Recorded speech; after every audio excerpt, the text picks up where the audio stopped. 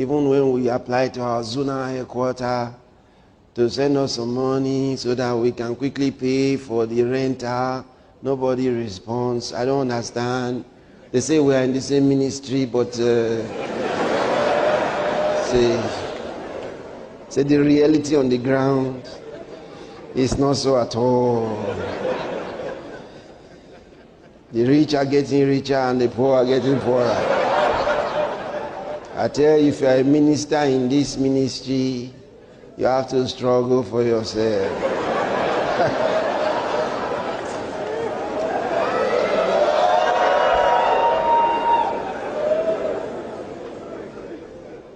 Say the big ones don't even remember us. Who are the us? Who are the us? So,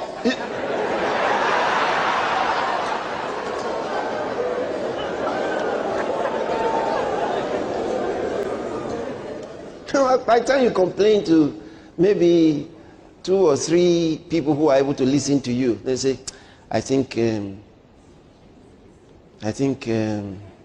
going to write a letter. I have to write on behalf of the suffering pastors.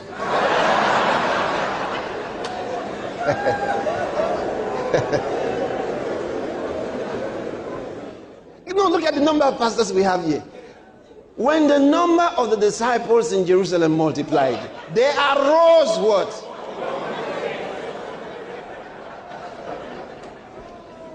So every time where there is such an increase, some problems arise. And usually, it is those who are not listening that want to bring down everything. They're not listening to the message. As you're explaining the thing of faith, you say, but this thing is not just faith. Everybody knows that it's not just faith. Can't just be faith. I've been having faith for a long time. It can't just be faith.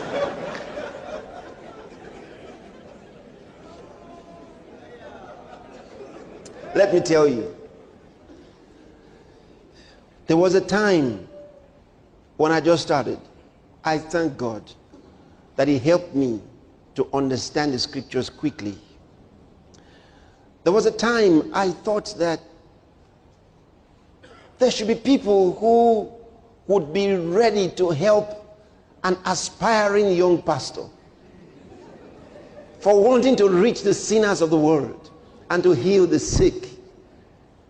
I thought that these many big ministers and wealthy brethren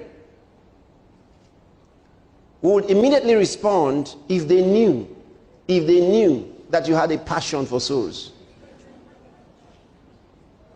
What I didn't realize was that at every stage, God gives men responsibilities.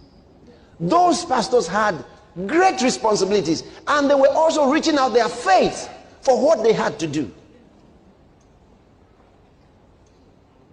I thought they had come to a level where they should be looking around and say, okay, now that we are here, where are all the needy pastors? They still had needs. They still had things they had to reach out their faith for.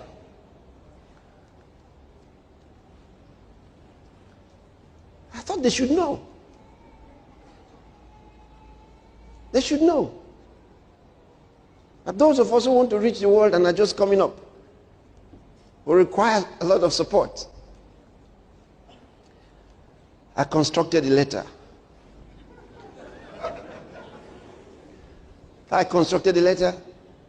Sent it out to some friends.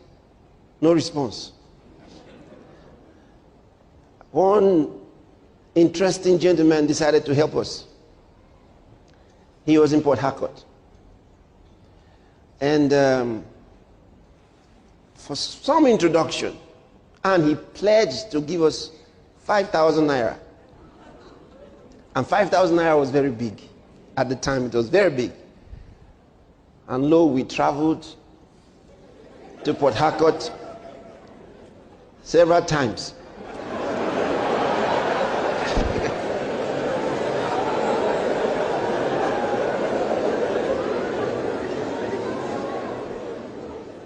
And you can imagine this is amidst a lot of praying and declaration of the... Look, that check was as if we had even gotten Central Bank already. And we arrived, Port Harcourt, straight to the bank. And they wrote DAR. We went to the man's house to see him. He welcomed us so wonderfully and accommodated us for the night. That's 2 weeks time, because there was a business that didn't turn out right. So if we come back in 2 weeks, we can get the money.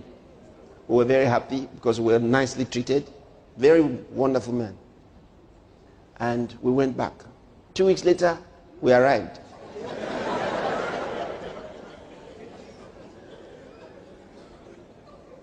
The check bounced again. So we traveled there 3 or 4 times. So that last time, each time we would try and talk to him. And okay, come over. Because we're already in Port Harcourt, so come over. And then explain this story. So this last time, we said, we're going straight. We're going straight to the bank. So we got into the bank, and this time the manager called me. So they said, the manager wants to see you. So I went inside. Now this was not the big manager of the bank, but one of the managers. I think he was in charge of a lot of stuff there. So he asked me to come. So I went inside to his desk. He said, who gave you this check? I told him. He said, did he give it to you by himself? I said, yes. He said, okay, let me explain to you. You can't get this money. I know you have come several times. You can't get this money. I don't think he intends giving you this money. I thought, when last did you see him? 2 weeks ago.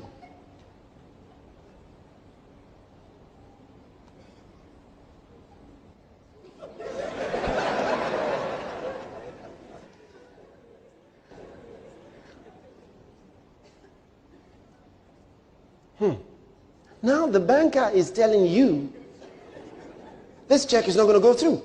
He doesn't even think that the man that gave you the check intends giving you the money. Now, you know, all your praying and talking in tongues over this check.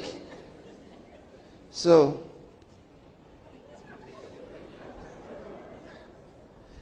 okay. So we went to see him.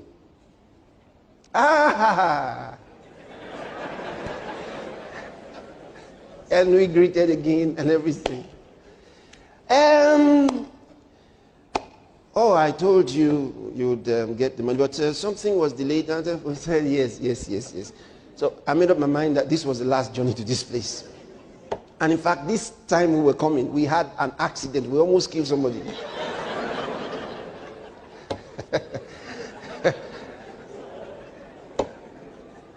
We almost killed someone on the road. Terrible accident.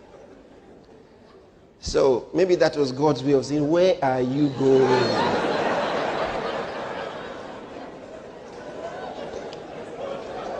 Because while we were still driving in the town before heading to Port Harcourt, while we were still driving within the city, this was inside Warri, we had brake failure inside there. Brake went flat. We went to try and fix it. We are going to this place and we are getting this money. The devil will not stop us from getting this money.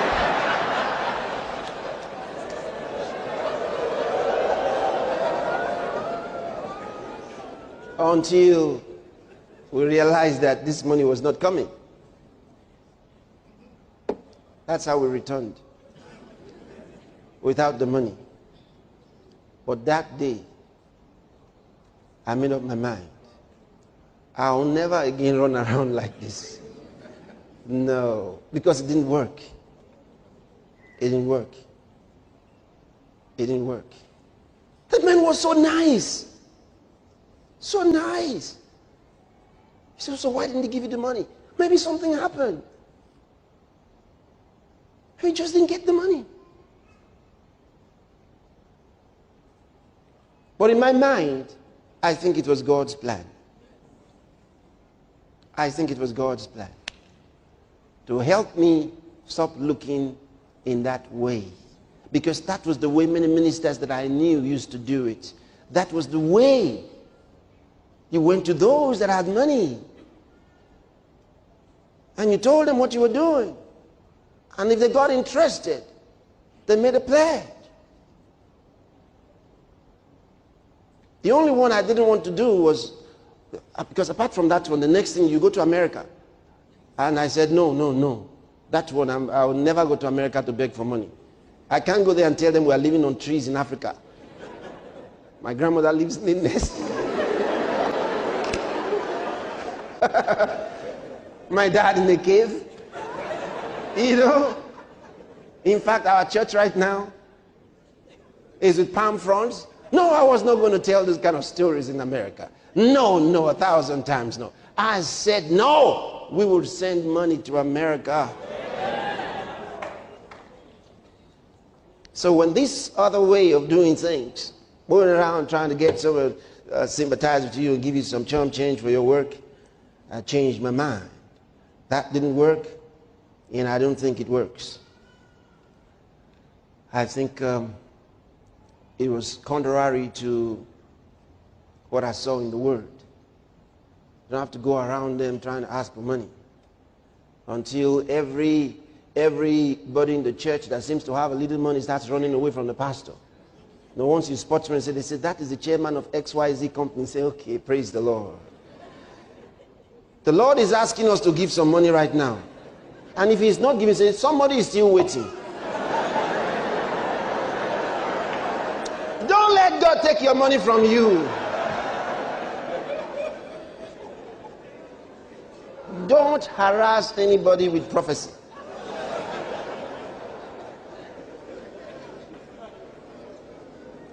Don't terrorize anybody.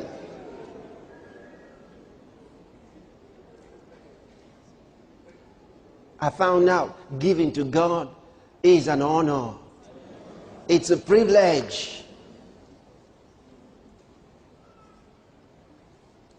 And when they give to God, they are the better for it. And if you have something in church that you know you need to do, and the brethren are not contributing enough, don't be pained. Don't think in your mind that they're holding back for a reason. Whatever they give at that time, receive it. Look at Jesus. He said, find out. They said there are 5,000 men. The women and the children are not counted. Please, master, send them home to go and eat. He said, if we send them home, it's a long distance. They'll faint on the way. Give them something to eat. They said, master, there are too many.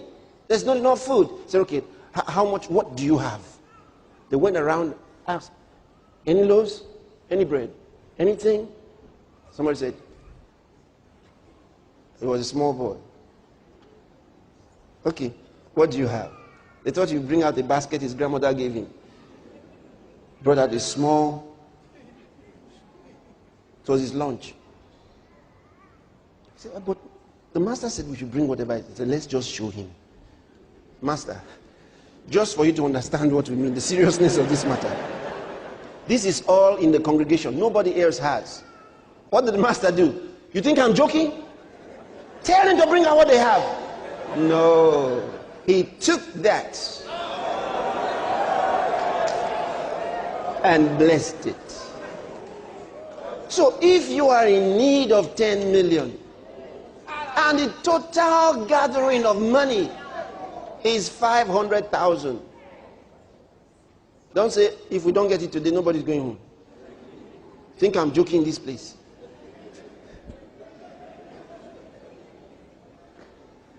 Take the 500. Because it might mean something. It might be indicative of the condition of your brethren. So that you will go back and pray. When your brethren cannot meet the need in the church, with the word of faith that you have taught them. You need to go back and review what more you should do to upgrade their lives. So let me tell you something. Sometimes I've come to church to ask them to give a seed for something. Not because we couldn't meet that particular need without talking to them. If I've reviewed their finances over a period of time, and then I know, okay, I'm sharing the word, wisdom. Now, there must be an action that will help them get more money in their lives. And I pray, and God gives me an opportunity for giving. So I come to church with that opportunity for giving. So I may announce something and I want us to give toward that thing. Not because we can't get the money for it. It is in a bid to help them cash in on that opportunity so that they can open up channels of blessings for themselves, haven't been receiving the message of faith which they have been taught. Because not only should you have faith, you should look for the opportunity that God is giving you to sow. An hour of faith like that is very important. And so God gives us that opportunity that, okay, do this and ask them to give for this. So I come and I make the announcement. And then they give. And you wait. The next few days and weeks and months, testimonies upon testimonies upon testimonies. Their finances have been lifted. There's none. And when you find that you're going through a terrible financial situation for a long time, even though you have been giving, go back and say, Father, what is that thing I should do? What is that thing I should give? What is that amount I should give that can make the difference? What can make the difference? What can make the difference? What can make the difference? And the Spirit of God will drop that thing in your heart. You may not agree. Did you hear me? I said you may not agree. You may not agree. God promised Abraham the whole world. God promised Abraham a seed that would be a blessing to all nations. But for Abraham to get that seed, God had to give him a seed. And that seed was Isaac. Isaac was the precious son. And God came one day for Abraham to qualify for that ultimate seed that will bless the nations of the world. All nations for that matter.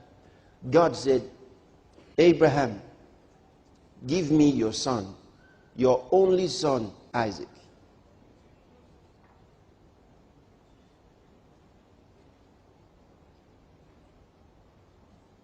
What did Abraham do?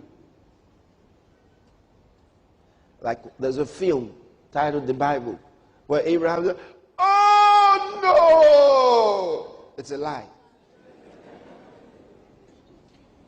I've even heard preachers say, some preachers say that Abraham struggled with it. He didn't. That's why he was called the father of faith. He didn't struggle with it. Because, you know, people are trying to read Abraham's response with their own mind. No, read it with the mind of the Bible. He was okay. He got things ready, got his son and his servants, and said, we're going 3 days journey. Finally, he stopped the servants when it was close and said, you stay here. The boy and I will move further. And he went. And he got his boy tied up.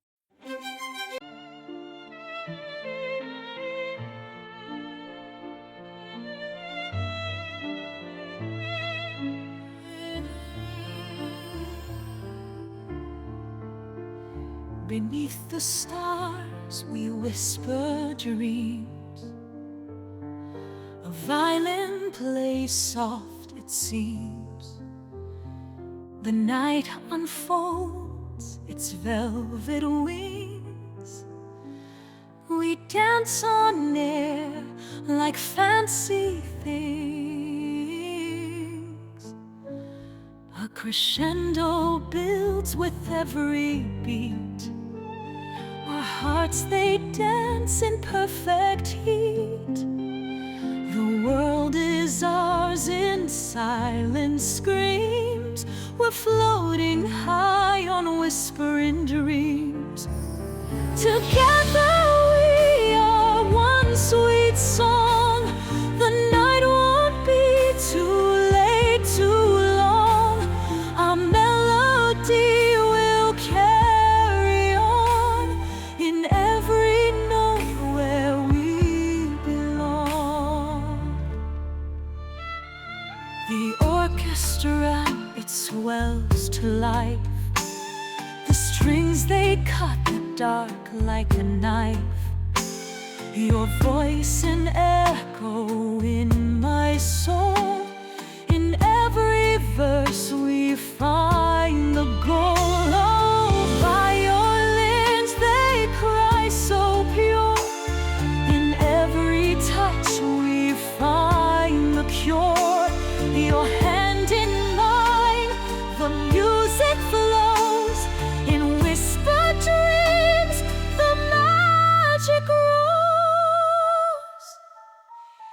Together we are one sweet song. The night won't be too late, too